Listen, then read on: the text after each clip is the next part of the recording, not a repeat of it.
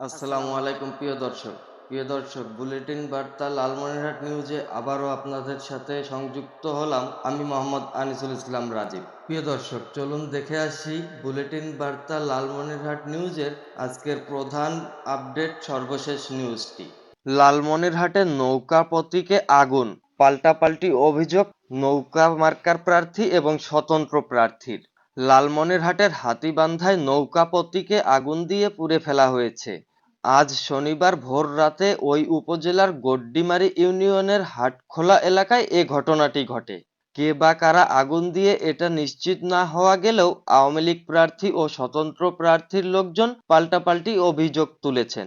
বিষয়টি জানতে গেলে স্থানীয়রা জানান, ওই এলাকার স্বতন্ত্র প্রার্থী আতাউর রহমান প্রধানের নির্বাচনী অফিসের সামনে কাঠ ও কাপড় দিয়ে নৌকা প্রতীক বানিয়ে টাঙিয়ে দেয় আওয়ামী লীগের লোকজন। সেই নৌকায় শনিবার ভোর রাতে কে বা কাহারা আগুন দিয়ে পুড়িয়ে দেয়।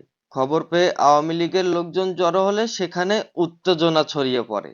স্বতন্ত্র প্রার্থী আতাউর রহমান প্রধানের সমর্থকদের অভিযোগ, আওয়ামী লীগের লোকজন যখন আমাদের অফিসের গেটে নৌকা তুলে তখনই আমরা অভিযোগ করেছিলাম যে তারা নিজেরা নিজেদের প্রতীকে আগুন ধরিয়ে দিয়ে আমাদের হয়রানি করবেন। আজ তাই ঘটে গেল। আমরা নয়, তারা নিজেরাই আগুন দিয়েছে। এখন আমাদের দিকে তাক করে আমাদের দোষ দেওয়া হচ্ছে।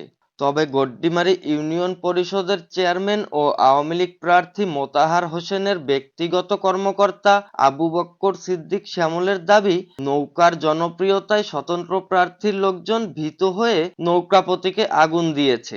এ বিষয়ে আইনগত ব্যবস্থা নেওয়া হবে। হাতীবান্ধা থানার officers in charge OC Saiful Islam বলেন, বিষয়টি আমরা জেনেছি, ইতোমধ্যে তদন্ত শুরু করেছি। লিখিত অভিযোগ পেলে আইনগত ব্যবস্থা নেওয়া হবে। প্রিয় দর্শক, আজকের সর্বশেষ আপডেট নিউজ আপনাদের জানিয়ে দিলাম বুলেটিন বার্তা লালমনিরহাট নিউজে।